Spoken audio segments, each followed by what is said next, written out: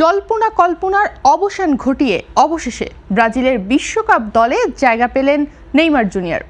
সেলেসাওদের সবচেয়ে বড় তারকাকে নিয়েই হেক্সা মিশনের উদ্দেশ্যে আগামী জুনে যুক্তরাষ্ট্রে উড়াল দেবে ব্রাজিল দল।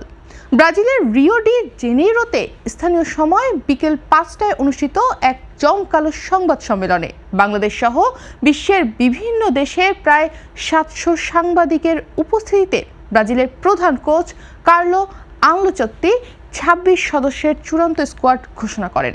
আর সেই তালিকায় জায়গা পান ব্রাজিলের পোস্টার বয় নেইমার জুনিয়র।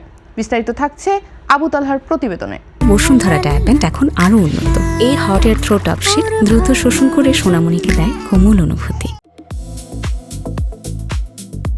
রিও ডি জেনেইরোর বিখ্যাত মিউজিয়াম অব টুমরোতে দল ঘোষণার সময় যেন নেমে এসেছিল পিনপতন নীরবতা। বিশ্বজুড়ে ব্রাজিল সমর্থকদের মনে তখন শঙ্কা, ভয় আর অজানা এক উদ্বেগ। সবার অপেক্ষা ছিল শুধু একটি নামের জন্যেই, নেইমার জুনিয়র। অবশেষে কোচ কার্লো আনচেলত্তি যখন নেইমারের নাম উচ্চারণ করলেন, মুহূর্তে উচ্ছ্বাসে ফেটে পড়ে পুরো মিউজিয়াম অব টুমরো। টিভির সামনে বসে দল ঘোষণা দেখতে থাকা কোটি কোটি সমর্থক যেন একই সাথে স্বস্তির নিঃশ্বাস ফেললেন। ব্রাজিলের স্কোয়াডের সবচেয়ে বড় আকর্ষণই নেইমার। তাকে ছাড়া ইয়েলো আর্মিদের বিশ্বকাপ কল্পনাই করতে পারেন না ভক্তরা। অথচ 2022 বিশ্বকাপে কোয়ার্টার ফাইনালে ক্রোয়েশিয়ার কাছে হৃদয় ভঙ্গের পর থেকে কঠিন সময় পার করতে হয়েছে এই ব্রাজিলিয়ান তারকাকে। একের পর এক ইনজুরি তাকে মাঠে থিতু হতে দেয়নি। এর মধ্যে বদলেছেন একাধিক ক্লাব, জাতীয় দলে অনেকটা ব্রাত্য হয়ে পড়েছিলেন।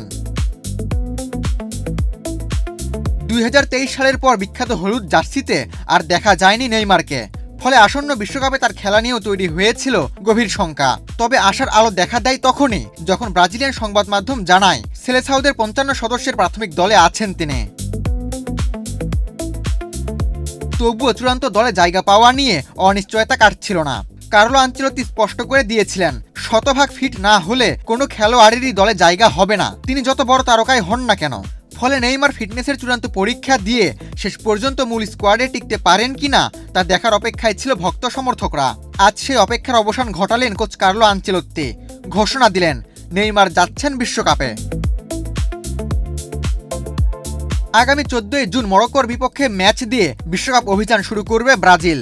এরপর 20 জুন হাইতি এবং 25 জুন স্কটল্যান্ডের মুখোমুখি হবে সেলেসাওরা। নেইমার কি পারবেন ব্রাজিলের স্বপ্নের হেক্সা জয়ের নায়ক হতে? সে উত্তর মিলবে বিশ্বকাপের মঞ্চেই। আবু তালহা, বাংলাদেশ প্রতিদিন।